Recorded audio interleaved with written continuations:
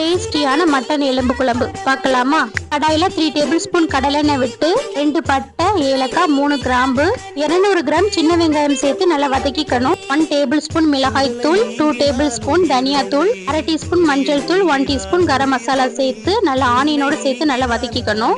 2 தக்காளியை மிக்சியில கிரைண்ட் பண்ணி இதோட சேர்த்து 1 டீஸ்பூன் ஜிஞ்சர் கார்லிக் பேஸ்டும் சேர்த்து நல்லா வதக்கிக்கலாம். நல்லா எண்ணெய் பிரிஞ்சு வரும்போது ஆல்ரெடி குக்கர்ல மஞ்சள் தூள், உப்புலாம் சேர்த்து வேக வச்சிருந்த மட்டனை இதோட சேர்த்து நல்லா கலந்து விட்டுறலாம். தேவையான அளவுக்கு தண்ணி விட்டு உப்பு பார்த்து சேர்த்துக்கணும். வேகும் போது உப்பு சேர்த்துருக்கோம், அதில் பார்த்து சேர்த்துக்கணும்.